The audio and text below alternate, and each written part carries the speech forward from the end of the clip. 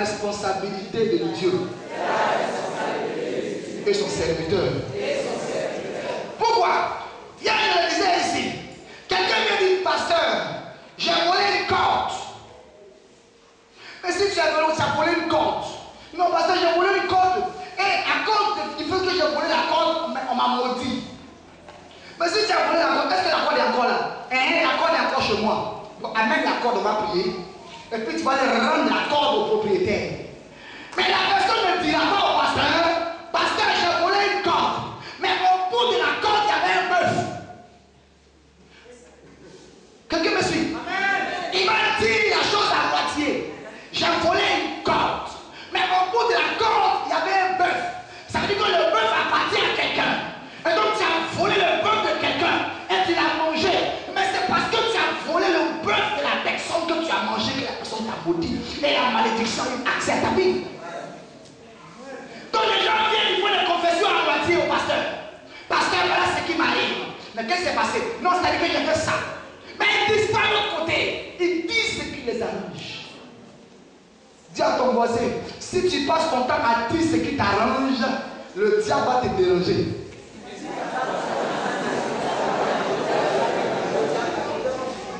Alléluia. Nous avons défini la condamnation comme étant quoi? Un châtiment. Définition numéro 1. Un châtiment. Définition numéro 2. Je ne lis pas. Hein. Définition numéro 2. Tu prends la page 8, tu chasses dedans. Une accusation. Tu allais voler quoi? Une corde. On t'accuse d'avoir volé quoi? Une corde. Non, c'est pas la corde qui a le problème. Mais on t'accuse d'avoir volé un bœuf. Quelqu'un me comprend? Donc c'est parce que tu as volé un bœuf. La personne achète la corde. Quand tu achètes un bœuf, on te donne une corde cadeau. Il peut acheter une corde facilement. Mais le bœuf a plus de prix que la corde. Donc, définition numéro 2, c'est quoi? Une accusation. Et quand on regarde la définition numéro 1, qui est un châtiment, on peut associer cela au cas d'Adam et Ève. Ils ont désobéi à Dieu. Il y a eu un châtiment. Définition numéro 2, une accusation. Satan peut passer son temps à accuser quelqu'un. À quel moment on accuse quelqu'un? Quand la personne a commis une faute. Qu'est-ce que tu as commis comme faute qui entraîne une accusation dans ta vie? Définition numéro 3. Nous avons défini la condamnation comme étant une décision. Une loi est établie. Nous pouvons aussi appeler la condamnation quoi? Une ou plusieurs décisions. Mais qui sont prises par qui? Donc, par exemple, la Bible, on a dit qui condamne alors? Qui peut condamner? On a dit que c'est une autorité qui peut te condamner. Qui peut condamner? Une autorité. Et là, on parle d'autorité dans plusieurs domaines. Autorité politique. Par exemple, le président de la République peut te condamner. Une autorité juridictionnelle. Par exemple, un juge. Une autorité administrative. Par exemple, un maire. Un préfet. Une autorité religieuse. Ça peut être un imam si tu es musulman. Ça peut être un prêtre si tu es catholique. Et ça peut être un pasteur si tu es évangélique ou méthodiste. Ça dépend. Alléluia. Alléluia. Et ça peut être ton maître. Si tu es dans une secte.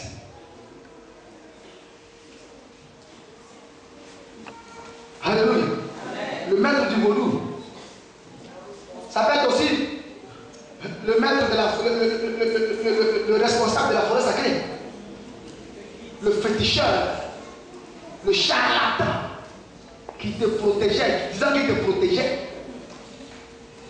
Et on a dit qu'il peut condamner encore. On s'arrêtait là peut-être. Non, on a continué. On a dit qu'il peut avoir un chef de famille. Parce qu'il y a une différence entre un chef de famille et un chef de maison.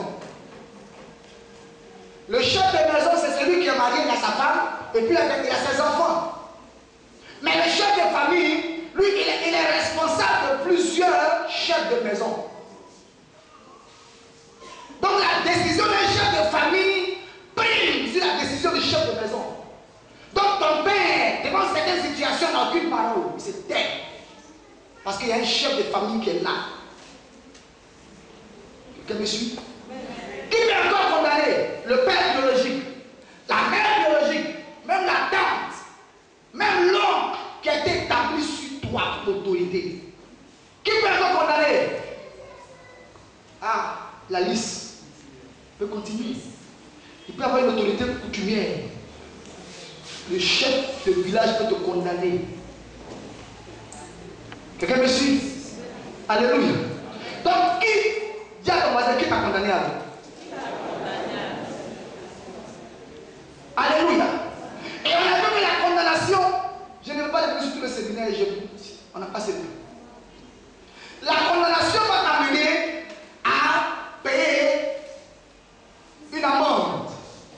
Soit on t'amène en prison pour payer, pour comment on appelle ça? Pour puger ta peine. Et mais quand tu vas en prison, c'est là qu'on s'arrêtait hier. On te dépouille d'abord.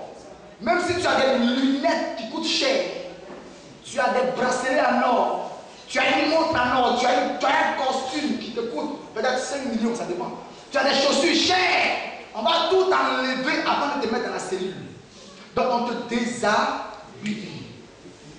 Tu as de la chance si tu as une bonne culotte et puis un bon sous-corps. Si ton sous-corps est déchiré, que ta culotte est déchirée, moi je suis désolé. Parce que les prisons en Afrique, vous savez. Mais si c'est sur le bloc, quand on enlève les vêtements que tu avais, on te porte des vêtements de prisonnier. Quelqu'un me suit? Donc, regarde ton voisin, dis-lui quel est le vêtement qu'on a porté à ta portée. Et nous avons dit hier qu'un prisonnier n'a pas de droit. Tous ses droits lui sont retirés. Donc un prisonnier n'a pas droit au mariage. Un prisonnier n'a pas droit au travail. Un prisonnier n'a pas droit au voyage. Il n'a pas droit au BPC. Il n'a pas droit au bac. Il n'a pas droit à l'éducation. Parce que le frère, il avait pris son BPC en songe. Il passe le PPC physiquement, il n'a pas. Mais en son, il s'en va récupérer ça. Et puis on lui dit, tiens, ne le peux plus jamais.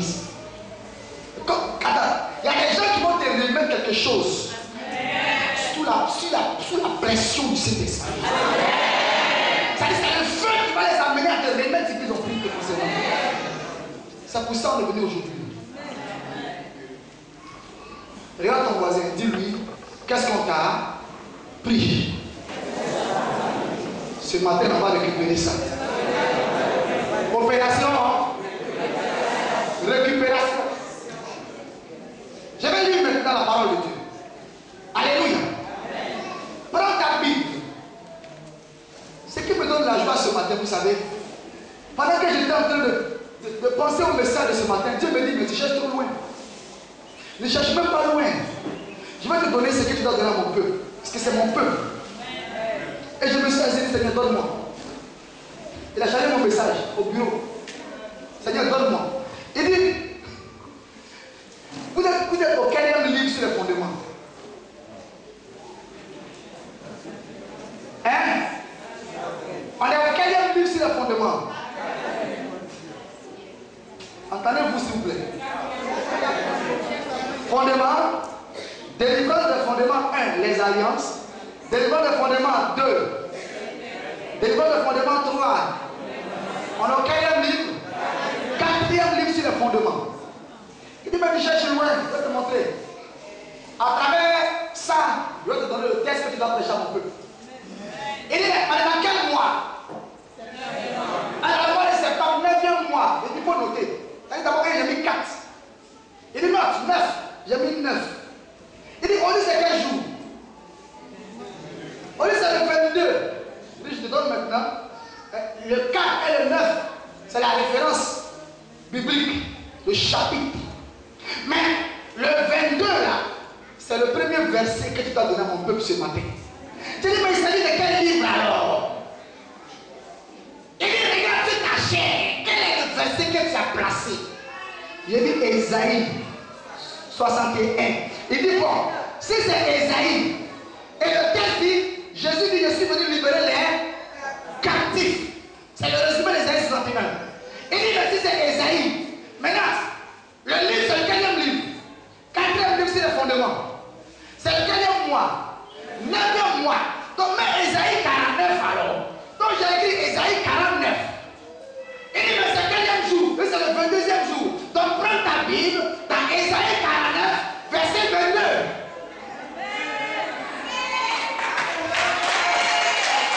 Dis à ton voisin, Dieu a un message pour toi ce matin. On appelle ça bénédiction MPT. Un message pour toi. Alléluia.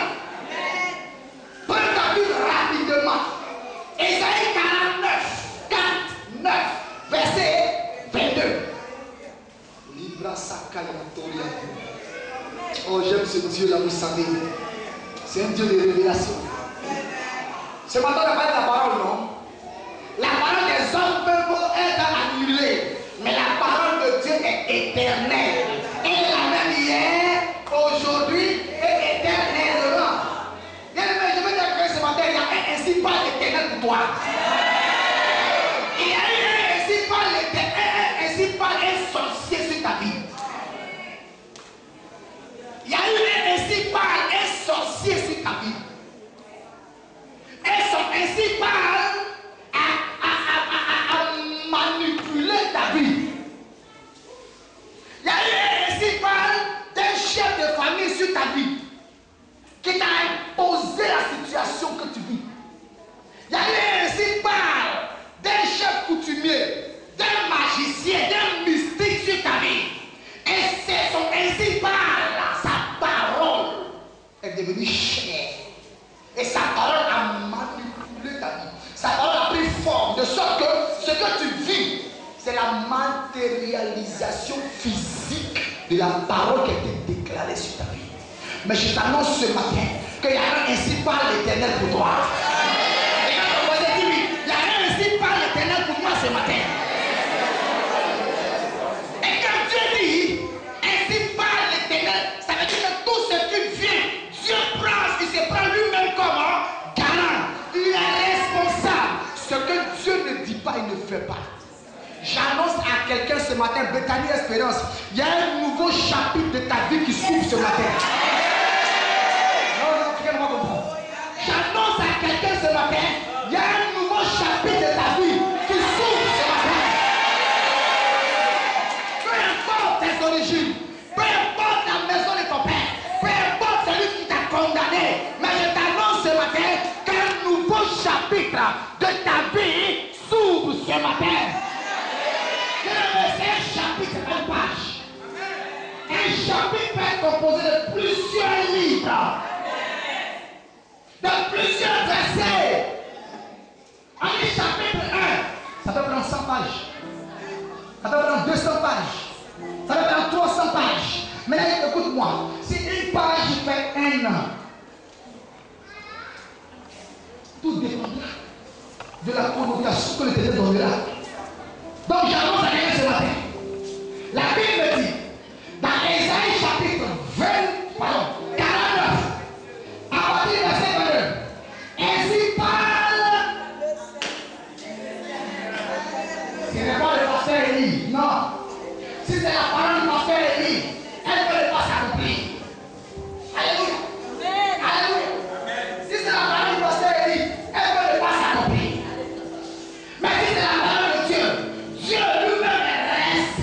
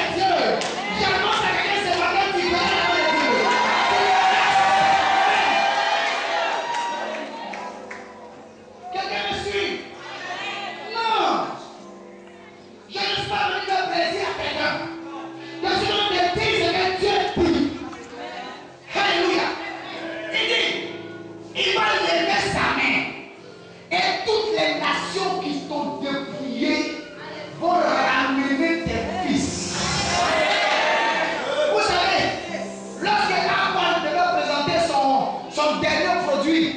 Ils ont appelé ça un bébé. Quelqu'un me suit? Quand une maison est devenue sur les lèvres, parce qu'il y a un bon produit, ils disent non, notre dernier bébé.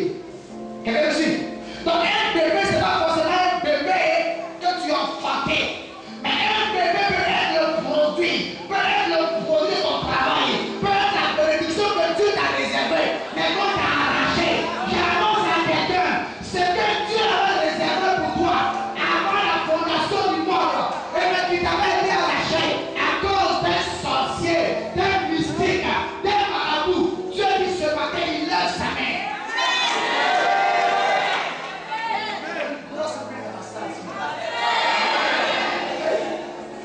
Dieu a commencé, c'est à cause de moi. Dieu a commencé, c'est à cause de moi. Et la main de Dieu s'élève. Et il dit quoi?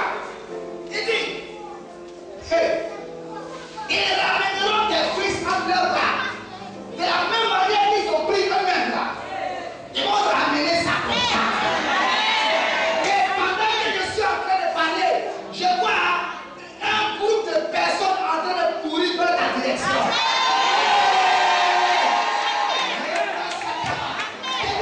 Je vois des gens en train de courir à ta direction, dans ta direction, parce qu'ils ont fait des choses, ils doivent t'interpeller dans ta main. Mais tu n'as pas besoin de bouger. Vous savez de quoi le diable t'amène à bouger. Alors que c'est ta saison de visitation. Quand la saison arrive, eh bien le diable a tout fait pour te bloquer. Il fait tout pour que toi tu te déplaces. Hey!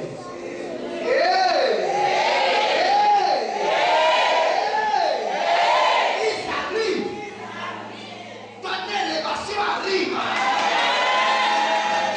La croix qu'on a volée arrive. Ton succès arrive. Les partenaires en affaires alors. Je vois un bateau en train de. Comment on appelle ça? En train d'accoster. Je vois un bateau en train d'accoster. Je vois un bateau en train d'accoster. Oh Seigneur. Papa, vous savez, que dit mon message? Vous savez, on vous a débrouillé. Vous comprenez, maman? On vous a débrouillé. Vous savez comment on vous a débrouillé? Pendant les funérailles. Je ne vous connais pas. Mais pendant les funérailles, vous êtes partis. C'est là qu'on vous a débrouillé. On vous avait porté un uniforme. Et quand vous avez porté l'uniforme, ils vous ont déchaussé. Ils ont enlevé la gloire. Ils ont enlevé ce qui vous donnait le droit de posséder les territoires.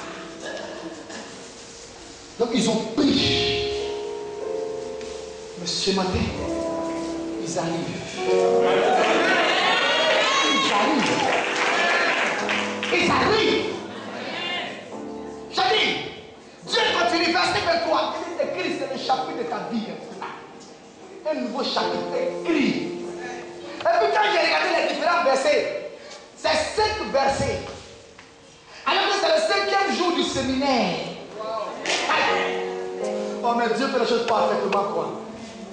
Hey, le verset 23 dit, des rois seront des nourriciers. Hey. Des personnes qui sont positionnées. Des personnes de marque. Des personnes respectables. Quand on parle de la nourrice c'est qui? Celle qui donne la tête. Ça veut dire que celle qui a le lait en elle. Il y a quelqu'un qui a ton lait. Mais il vient te donner ton lait ce matin. Le lait qui va changer ta destinée. Vous savez quand un enfant naît et puis il ne tente pas le lait maternel, il ne peut pas bien grandir. Vous voyez ce qu'on dit l'enfant le kwashiorkor. On dit l'enfant il est chétif. Parce que dans le lait maternel, il y a tout ce qu'il faut. C'est votre bébé? C'est pas votre bébé? Alléluia. Dans le lait, il y a tout. À la maternité, on dira aux femmes, téter à ton enfant. Même si l'enfant prend du biberon, arrange-toi au moins dans la journée pour qu'il prenne un peu de ton lait. Ah, amen de célébrer ça. L'allaitement. Aussi, c'est que si le ministre concerné me voit réfléchir, je serai très content. Alléluia. Des rois seront qui? Des nourriciers. Papa, dans leur pays, ils sont rois là-bas. Mais ils ont amassé pour être rois là-bas. Mais ils viennent pour accoster en Côte d'Ivoire pour te nourrir.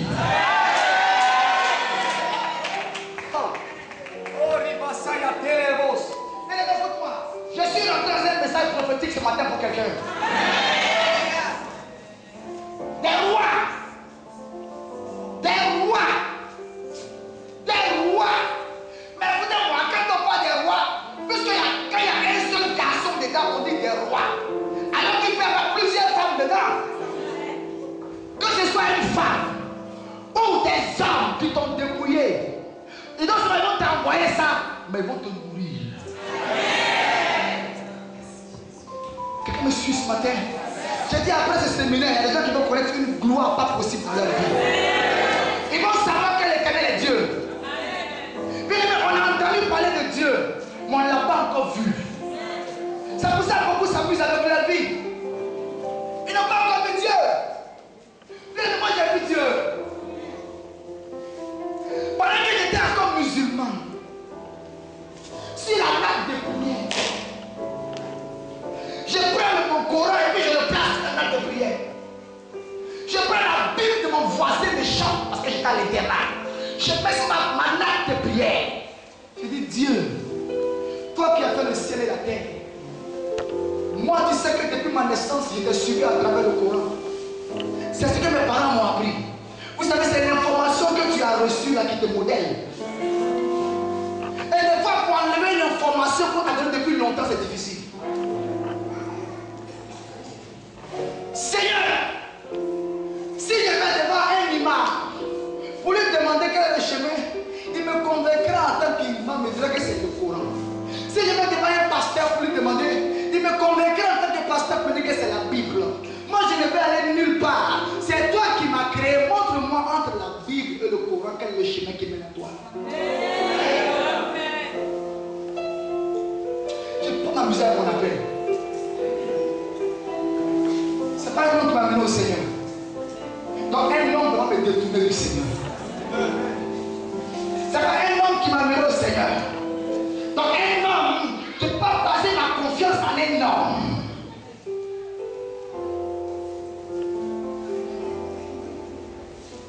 Je suis assis sur ma nappe de prière avec mon boubou blanc. Voici un chemin lumineux qui sort. Du Coran. Écoutez-moi bien. Et voici une lumière qui s'allume sur le mur d'en face. Et la lumière sort du Coran et ça s'arrête. Et voici un grand fossé qui s'ouvre devant moi. Le chemin du Coran menait dans un gouffre. Je me suis levé. Je regarde dans le gouffre. Il est tellement profond que je n'arrive pas à voir le fond. Je m'assois. De la Bible, un chemin identique au chemin du Coran. Mais ce chemin-là, il va jusqu'à toucher la lumière.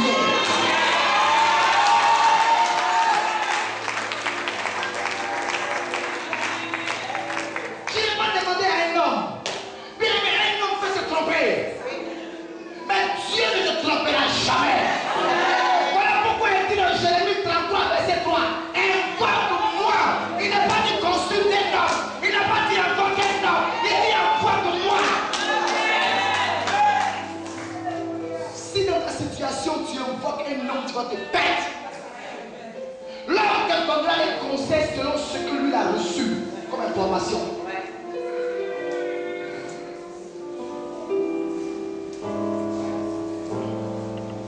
Invoque Dieu. Quand Dieu m'a montré ça, j'ai dit, oh! À partir d'aujourd'hui, je ne marche plus selon le Coran. J'ai dit, Seigneur, j'arrive à Abidjan en vacances. Je vais dire à mon père que je suis devenu chrétien. J'arrive à Abidjan. Mon père arrive du travail, 18h30. Il me voit, il est très content. Il dit, mon fils, nouvelle. Il dit, papa, comme c'est les vacances, je suis venu en vacances. Il dit, mon fils, attends, j'arrive. Tu m'as demandé de l'attendre, il fait une nouvelle. Il se lève, il rentre dans la chambre. Mon père me dit, j'ai appris qu'à Saint-Pedro là-bas, tu es le président de l'association des élèves et étudiants musulmans de Côte d'Ivoire, section Saint-Pedro. Et que c'est toi qui dirige la prière là-bas. Donc, j'arrive. Il sort de la chambre avec un tapis de prière, avec un bonnet, avec un chapelet. Il dit, tiens ça, c'est pour te récompenser pour ton travail que tu fais là-bas. Il dit, Seigneur, il faut que je parle. Je vois un gros doigt qui se plante sur ma bouche. Tais-toi. Dis à ton voisin, des fois il faut se taire. C'est pas devant toutes les situations qu'on parle. Si tu prends la peine de parler devant toutes les situations, tu n'auras pas raison.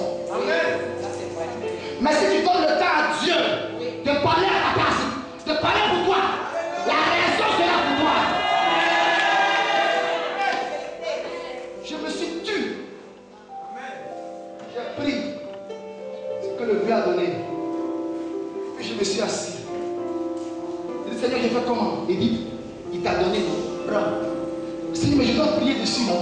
Il dit, oui, je vais te montrer comment tu vas faire.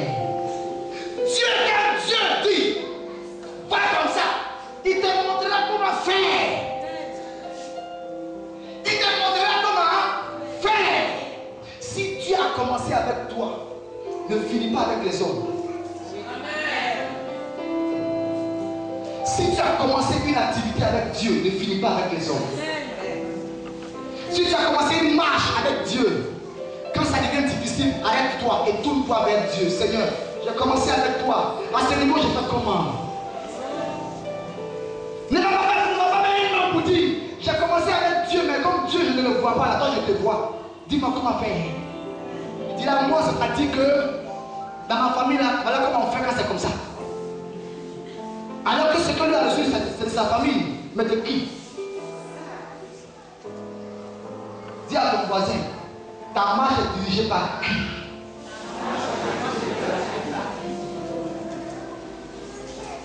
Ta manière de réagir est dirigée par qui? Ta manière de parler est dirigée par qui? Il y a des gens qui parlent à les hommes de Dieu comme à leurs amis. J'écoutais le pasteur qui s'est donné facile, Béni TV. J'attends ma tête. Et je comprends pourquoi les anglophones sont bénis aujourd'hui. Est-ce que vous savez critiquer un homme de Dieu, cette malédiction que tu as dit sur toi? Je n'ai pas de condamnation, hein? Malédiction.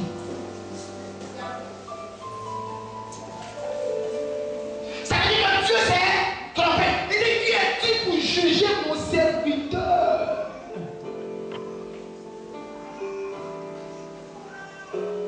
Qui t'a établi juge? Quand j'étais musulman, il y a des choses que je n'ai jamais vues dans la mosquée. Mais quand j'étais devenu chrétien, j'ai commencé à se poser la question, est-ce que c'est le même Dieu? Est-ce que le Dieu des musulmans, est-ce qu'il n'est pas plus respecté que le Dieu de la Bible? Mais si. Je suis allé, il s'arrêtait dans le bureau du Seigneur. Et puis elle dit, voici mon pasteur. Allez, musulman, voici mon pasteur. Elle dit, monsieur le pasteur. Elle dit, non, hein. Elle se voit de pas ton imam. Respecte mon pasteur comme tu respectes ton imam.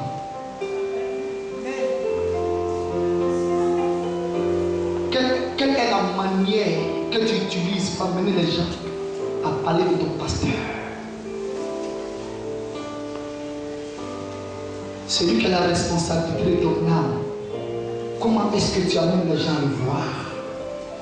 Qui peut condamner?